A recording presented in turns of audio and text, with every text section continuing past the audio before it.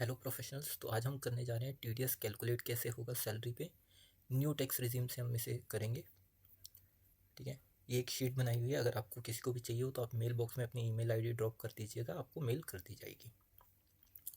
यहाँ पे हमारी एम्प्लॉयर की बेसिक डिटेल्स है। इसके बाद ये एम्प्लॉय की बेसिक डिटेल्स आ गई हैं हमारी। उसके बाद हमारी कंपटीशन स्टार्ट होती है। हमने एक एग्जांपल लिया है, एक पर्सन है, उसकी बेसिक सैलरी 3 लाख है, HRA 1,20,000 है, स्पेशल अलाउंसेस मिल रहे हैं, कन्वेंस मिल रहा है, बोनस मिल रहा है, EPF, NPS और ग्रेचुटी सब मिलाकर टोटल उसकी बनती है 11,16,000।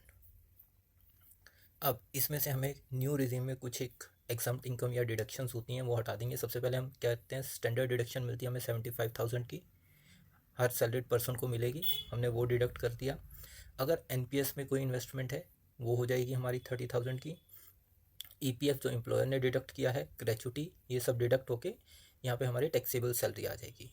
ये टैक्सेबल सैलरी पर हम न्यू टैक्स स्लैब के रेट से टैक्स कैलकुलेट करेंगे। जैसे कि यहाँ पे मैंने न्यू टैक्स स्लैब भी लिखी हुई है। 0 से 4 लाख, यानी पहले 4 लाख हमारे एग्जम्प्ट होते हैं, जीरो टैक्स होता है। 4 से 8 लाख 5% का टैक्स रेट हो जाएगा। फिर नेक्स्ट 4 लाख पे हमारा 10% हो जाएगा। उसके आगे के 4 लाख पे 15%, फिर नेक्स्ट पे 20% और उससे नेक्स्ट पे 25 और अबव 24 लाख 30%। तो स्टार्ट करते हैं। हमारी टैक्सेबल इनकम आ रही है 6,75,000 रुपये। पहले 4 लाख पे 0% टैक्स ज़ीरो रहेगा। नेक्स्ट बचते हमारे 2,75,000, उस पर 5% से लगेगा 13,750 रुपये। रिबेट मिल जाती है हमारी इसमें 13,750 की पूरी, और टैक्स पेबल हमारा ज़ीरो हो जाता है। ये जो टैक्सेबल सैलरी है ये 12 लाख तक की हमारी अगर आती है तो हमें रिबेट मिल जाती है। यानी 12 लाख तक की सैलरी पर हमारा कोई टैक्स नहीं बनेगा, जितना टैक्स बनेगा उतनी ही रिबेट बन जाएगी। नेक्स्ट हमने एक एग्जांपल लिया है, उसमें हमारा टैक्स कैलकुलेट हो रहा है। ये रिबेट का एग्जांपल था। नेक्स्ट इसमें हमारी CTC बन रहा है 22,03,000 रुपये का। इसमें से हमने सेम डिडक्शन 75 स्टैंडर्ड है, NPS में इन्वेस्टमेंट करी है पार्टी ने, EPF है, ग्रेचुटी माइनस किया, 19,10,820 हमारी टैक्सेबल सैलरी आ गई।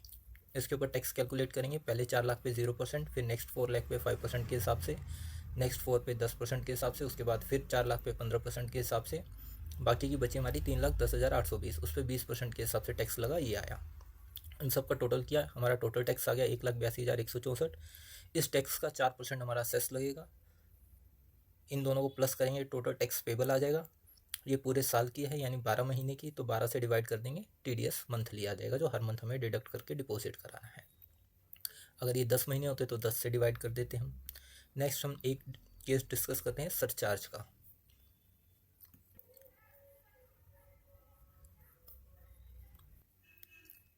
चलिए एक बार सरचार्ज के रेट देख लेते हैं। अगर हमारी जो टैक्सेबल सैलरी है इनकम वो 50 लाख से ऊपर है और 1 करोड़ तक है तो हमारा 10% होगा। अगर 1 करोड़ से 2 करोड़ तक है तो 15% का सरचार्ज लगेगा। 2 करोड़ से 5 करोड़ 25%, और 5 करोड़ से ऊपर 37% का सरचार्ज लगता है।